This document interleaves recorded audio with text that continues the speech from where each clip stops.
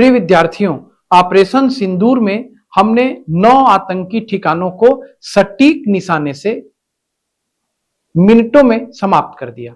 ये हमारी रक्षा प्रौद्योगिकी के उत्कृष्टतम प्रमाण का, उत्कृष्टतम प्रयोग का उदाहरण है, उत्कृष्टतम प्रयोग का प्रमाण है। और इसे समझना आपके लिए हर दृष्टि से अत्यंत आवश्यक है।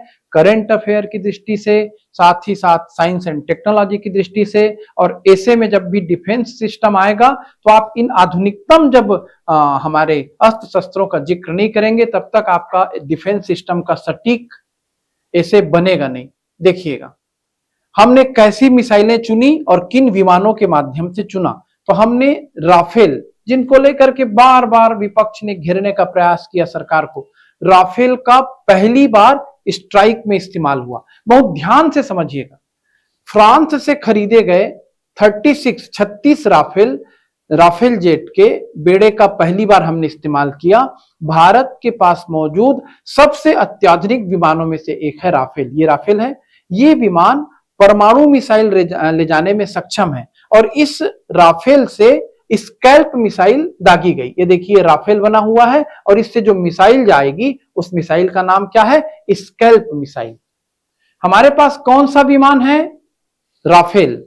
राफेल किसको लेकर के जा रहा है हमले के लिए? मिसाइल को, यानी हवा से ये मिसाइल दागी जाएगी। मिसाइल का नाम क्या है? स्कैल्प। राफेल को समझते हैं, फिर स्कैल्प को समझते हैं।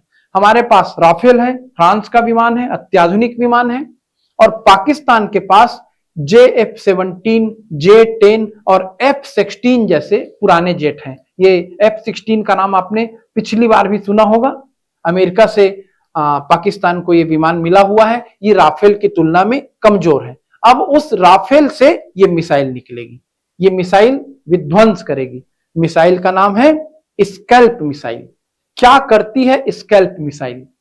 तय टारगेट को फोटो मिलाकर भेजती है। पहले जो इसमें फोटो फीड किया गया रहेगा उस फोटो से ये टारगेट को मिलाएगी और जब इसे कंफर्म हो जाएगा कि यही टारगेट है, इसी का सेम फोटो मेरे अंदर फीड है, तब उसके ऊपर ये अटैक करेगी, गिरेगी और उस ठिकाने को ध्वस्त कर देगी।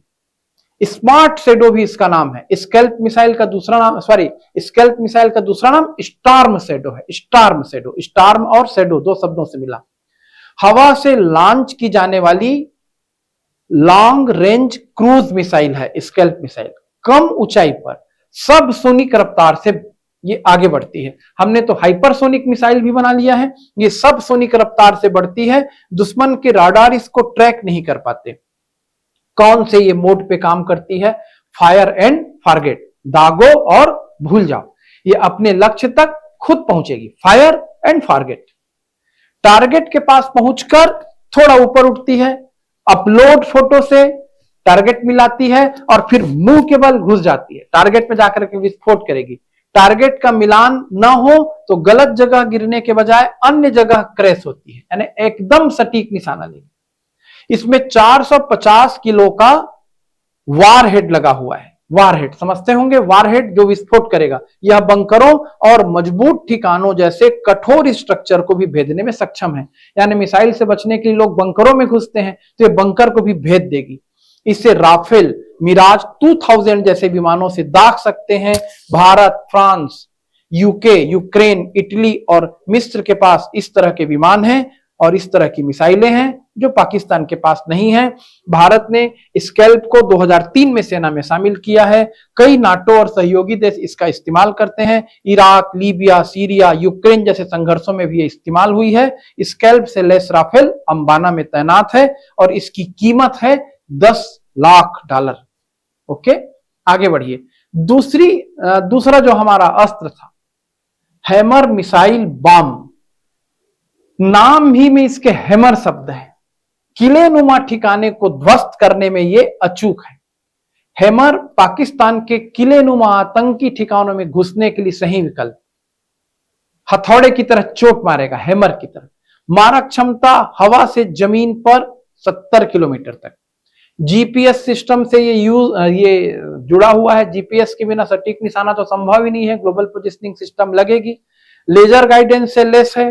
टारगेट पर सटीक निशाना लगाती है और किसी भी जैमर का इस पे असर नहीं होता। इसको हम जैमर लगा करके कंट्रोल नहीं कर पाएंगे, रोक नहीं पाएंगे, जैमर का इस पे असर नहीं होगा। ये किस किस विमानों से दागी जा सकती है? राफेल से, मिराज 2000 से, तेजस से, मिग 29 से और सुखोई से हम इसे चला सकते हैं। किसको? हैमर मिसाइल बम को। ये बम ले जाने वाले विमान है राफेल, मिराज, तेजस। तेजस भारतीय विमान है, लाइट कॉम्पैक्ट एयरक्राफ्ट है। सुखोई हमने रूस से लिया है। राफेल आप फ्रांस से इसका संबंध जान ही रहे हैं। एक राफेल 6, एक राफेल यानी एक राफेल विमान, ये जो हमारा राफेल विमान है, एक राफेल विमान 6 हैमर मिसाइल ले जाने में सक्षम है। ऐसे में एक साथ हम 6 टारगेट को ध्वस्त कर लेंगे। 125, 250, 500, 1000 किलो तक के बम ले जाने में हमारा राफेल सक्षम है। और ये जो बम है हमारा हैमर मिसाइल बम, ये अभेद्य माने जाने वाले बंकरों को चुटकियों में नष्ट कर देता है। कम ऊंचाई पर लॉन्च की जा सकती है, इसलिए दागे जाने के बाद इसको रोकना मुश्किल होता है। ये अपने टारगेट को क्या करेगा? अटैक करके ही आएगा, टारगेट को ध्वस्त करके ही आएगा। अब देखिए हम नागास्त्र तक पहुंचे, इससे पहले हम एयर डिफेंस सिस्टम पर अपना चर्चा करते हैं और पाकिस्तान के एयर डिफेंस सिस्टम पर चर्चा करते हैं। हम पाकिस्तान पर मिसाइल दाग रहे हैं, पाकिस्तान भी हम पर मिसाइल दाग सकता है, पर हमारा एयर डिफेंस सिस्टम उस मिसाइल को रोकेगा। या आप जो कि आप अभी तैयारी कर रहे हैं प्रतियोगी परीक्षा की, एकदम सरल तरीके से बचपन की आप पुराने पौराणिक कहानियों के, रामायण महाभारत के सीरियल को याद करें। एक तीर आएगा, दूसरा तीर उससे टकराएगा, फिर दोनों तीर अपने प्रभाव को कम कर देंगे या किसी एक का तीर निष्प्रभावी हो जाएगा तो दूसरे का तीर आगे बढ़ेगा। तो यदि कोई मिसाइल हम पर अटैक करता है तो हमारा एयर डिफेंस सिस्टम उसको रोकेगा। हमने अपने एयर डिफेंस सिस्टम को एक्टिवेट कर दिया है। पाकिस्तान के पास भी एयर डिफेंस सिस्टम था, वो चीन का था। अब आप देख सकते हैं चीन का कमाल। बोला भी जाता है चीन के सिस्टम को लेकर के चले तो चांद तक, ना चले तो फिर कहीं भी नहीं पहुंचेगा। तो देखिए पाकिस्तान को चीन से मिला HQ-9 SAMs air defence system, Bharat की एक भी मिसाइल डिटेक्ट नहीं कर पाया। और रहो चीन पे निर्भर। पाकिस्तान ने हर सिस्टम पर $30 लाख खर्च किए थे। आतंकवादियों पे खर्च रुके, डिफेंस पे खर्च रुके तो पाकिस्तान का अपना खर्च चले, लेकिन नहीं, उसको डिफेंस पे खर्चा करना है, आतंकियों को ट्रेनिंग देने पे खर्चा करना है। पाकिस्तान पर मिसाइल अटैक के बाद भारत ने सीमा पर अपना S-400 air defence system activate कर दिया है। अब हम भी अपना एयर डिफेंस लाएंगे या भारत पर किसी भी हमले को नाकाम करने में सक्षम है। भारत ने साल 2018 में रूस से $5.43 अरब के 5 एयर डिफेंस सिस्टम खरीदे थे। 3 मिल चुके हैं, 2 2016 में मिलेंगे। S-400 एयर डिफेंस सिस्टम को दुनिया का सबसे घातक और शक्तिशाली एयर डिफेंस सिस्टम माना जाता है। इसकी रेंज 40 से 400 किलोमीटर तक है। यह अमेरिका के F-35 लड़ाकू विमान को भी मार गिराने में सक्षम है, यानी विमान भी हमारे ऊपर हमला करने के लिए आते रहेगा तो हमारा एयर डिफेंस सिस्टम उसको नष्ट कर देगा। अब देखिए नागास्त्र 1 का भी हमने इस्तेमाल किया। क्या है नागास्त्र? नागास्त्र 1 पहली बार इस्तेमाल। टारगेट जैसे ही इसमें लॉक होता है, ये टारगेट को लॉक होते ही उड़ा देता है। एक तरह क्या है नागास्त्र 1? एक तरह का लाइटनिंग म्यूनिशन है, आत्मघाती सुसाइड या विस्फोटक ड्रोन है ये नागास्त्र। भारतीय सेना ने पहली बार आतंकवाद के खिलाफ लाइटनिंग म्यूनिशन का इस्तेमाल किया है। हमले से पहले टारगेट के ऊपर ये मंडराएगा। नागास्त्र हमले से पहले टारगेट के ऊपर मंडराते हैं। जब टारगेट पर लॉक हो जाते हैं तो ये उससे टकरा जाते हैं और विस्फोट कर देते हैं। नागास्त्र 1 को 2 से 15 किलोमीटर, 15 से 50 किलोमीटर और 50 से 100 किलोमीटर की दूरी से नियंत्रित किया जा सकता है।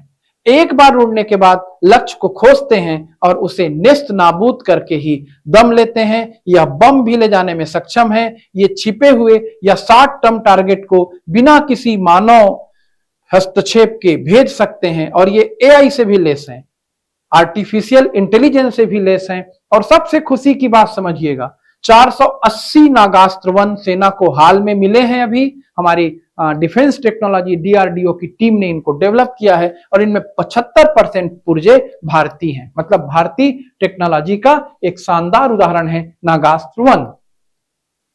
अब हमने ये तो अपने हथियारों का और रक्षा प्रणाली का परिचय लिया, फिर जो हमने सटीक निशाना लगाया सीमा के अंदर से सीमा पार, वो कैसे संभव हुआ, इसको 5 बिंदु में बहुत अच्छे से दैनिक भास्कर के इस लेख में समझाया गया है। सीमा के भीतर से सीमा पारवार, भारत ने तकनीक और इंटेलिजेंस के बूते ऐसे दी पाक को मात। पॉइंट नंबर 1, सैटेलाइट ड्रोन से मिली टारगेट इंटेलिजेंस। तो हमें टारगेट को तो जानना था, कैसे जानोगे अपने टारगेट को, तो हमने सैटेलाइट ड्रोन से टारगेट पाया। इसमें इसरो के कार्टोसेट, हमने बार बार कार्टोग्राफिक उपग्रह का नाम सुना है, ओस्नोसेट, कार्टोसेट, जो मैपिंग के काम आते हैं। तो इसरो का कार्टोसेट और डीआरडीओ के यूएवी ने रियल टाइम टारगेट इमेजनरी दिए। मतलब इनसे हमको पता चला अपने किससे, सैटेलाइट सिस्टम से, कि हमारा टारगेट कहां पर है। स्पेशल कमांड सेंटर से डेटा लिंक कर लिया हमने। तो हमने पहले टारगेट की सटीक जानकारी जुटाई कार्टोसेट और यूएवी से मिलकर के, फिर एलओसी के भीतर से टारगेट ध्वस्त, स्टैंड ऑफ अटैक किया। अब विमानों ने सीमा पार नहीं किया, पाकिस्तान जो भी आरोप लगाते रहे, विमानों ने सीमा पार किए बिना 60 किलोमीटर दूर लक्ष्य भेदे। स्पाइस 2000 क्रिस्टल में बम गिराए। तो हमने अपने कार्टोग्राफिक उपग्रह से टारगेट की सही जानकारी ली, फिर हम एलओसी के भीतर से क्या किए हैं, अपने विमानों को लेकर के गए हैं, हमारे विमान एलओसी तक पहुंचे हैं और एलओसी पर पहुंचने के बाद फिर हमने क्या किया है, लक्ष्य भेदने के लिए उनसे बम चलाए हैं। और हम इस लक्ष्य को भेदने के लिए भाई किसकी ताकत का उपयोग किए हैं, मैं बार बार बता ही रहा हूं, राफेल और मिराज की तकनीकी ताकत का हमने प्रयोग किया है। मिराज 2000 जीपीएस गाइडेड हथियार, राफेल मोटियार मिसाइल व स्पेक्ट्रा जैमिंग सिस्टम से लेस है। मिराज 2000 जो है वो किससे लेस है, जीपीएस गाइडेड हथियार से। ये भी हमारा एक विमान है जो हमने ये रक्षा के लिए हासिल किया हुआ है। राफेल जो है वो मेटियोर मिसाइल व स्पेक्ट्रा जैमिंग सिस्टम से लेस है। तो ये मल्टी रोल प्ले किए हैं राफेल और मिराज। फिर हमने इलेक्ट्रॉनिक वारफेयर यूज किया। कैसे ये इलेक्ट्रॉनिक वारफेयर हमारी कैसे मदद कर रहा है, पाकिस्तान के राडार को स्पेक्ट्रा से ब्लाइंड किया गया। दुश्मन का राडार सिस्टम होता है, राडार काम ही वही करेगा कि वह दुश्मन देश के आने वाले विमान की क्या करेगा, अपने देश को तत्काल खबर देगा। तो उसके विमान को हम पहले ब्लाइंड, उसके हम राडार सिस्टम को क्या करेंगे, पहले ब्लाइंड करेंगे। पाकिस्तानी राडार को हमने स्पेक्ट्रा से ब्लाइंड किया, स्पूफिंग से मिसगाइडिंग सिग्नल भेजे गए जो पाकिस्तानी राडार को नहीं दिखे। मतलब हमने पाकिस्तान की राडार प्रणाली को चकमा दिया। फिर पाकिस्तानी एयर डिफेंस को चकमा दिया, पहले राडार की निगाह से बचे, फिर उसके बाद एयर डिफेंस को भी तो चकमा देना है, तभी तो हमारा मिसाइल जो है टारगेट पे अटैक करेगा। फिर हमने 5वां पॉइंट किया, पाकिस्तानी एयर डिफेंस को चकमा दिया। लाइटनिंग म्यूनिशन, डिकाय फ्लेयर्स ने पाक एयर डिफेंस को चकमा दिया और NASR हत्फ 9 मिसाइल निष्क्रिय रही, यानी पाकिस्तान की मिसाइल हत्फ कुछ भी काम नहीं कर पाई। तो इस तरीके से हमने एक बहुत सजग, सूझबूझ की, अत्यधिक हाई लेवल की टेक्नोलॉजी से इस टारगेट को पाया। ऑपरेशन सिंदूर को हमने कामयाब किया।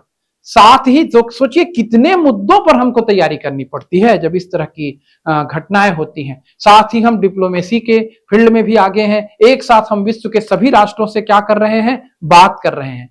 तो ये जो चर्चा है ये चलती रहेगी और देश यद्यपि एक युद्ध जैसी परिस्थिति में है, लेकिन हर हाल में हम ही विजयी होंगे, बिल्कुल स्पष्ट है।